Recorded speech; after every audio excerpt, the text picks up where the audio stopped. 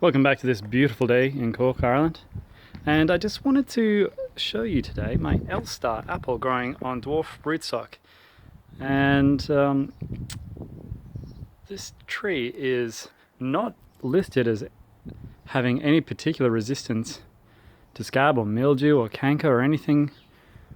So I guess I wanted to just point out in this video that this Elstar Apple, which is growing so healthy and has such a beautiful shape to it, I'm presuming it is growing so well because it gets morning sun. Now the sunrise is just over there above the greenhouse, and then it goes all the way over that side.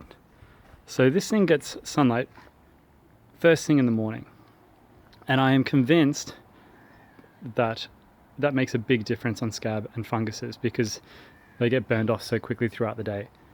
I have similar trees planted out the back here to out the front, and the ones out the front don't get the morning sun. They only get afternoon sun because the fence that they're planted up against blocks the sun in the morning, and they get covered in scab and fungus.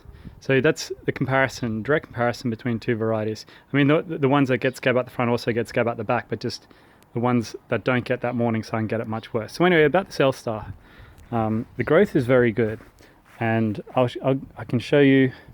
First of all, I've had to thin it pretty hard, and the size of the apples is very good. They look like they're going to be a beautiful colour, and the size is very good. They're about the second or third biggest apples that I've got at this stage. Now, this one's been affected by scab, maybe even bit of pit, but that's definitely scab right there. So you can see this variety definitely does get scab, and there are the signs of the problems with scab. I'll find some leaves. Here we go. Look at this.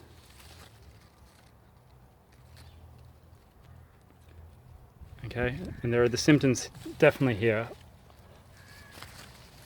of scab. It gets a fair bit of attention from aphids, which will curl the leaves.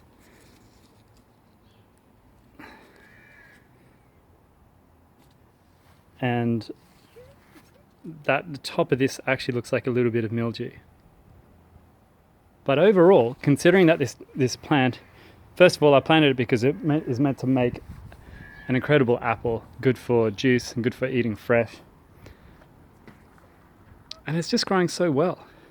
I mean, a lot of these plants that I planted, I just grew as a trial to see what would grow and what wouldn't. I started with the best varieties that you're used to, your Golden Delicious, Cox's Orange Pippin, Elstar, Granny Smith, what are other big names? Rubinet, if you know them. And of course, all those most of them went terribly. And it pushed me on into researching varieties that were resistant to disease, resistant to scab and mildew, canker, etc. And that's where it's all getting exciting.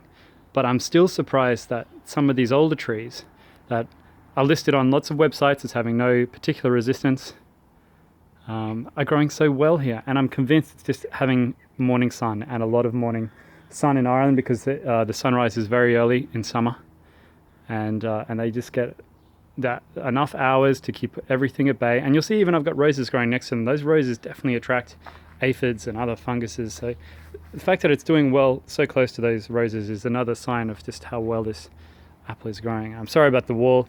I've got to do something about that. It looks terrible on this side, but anyway, it's doing its job. My south facing wall retains the heat, and that's it.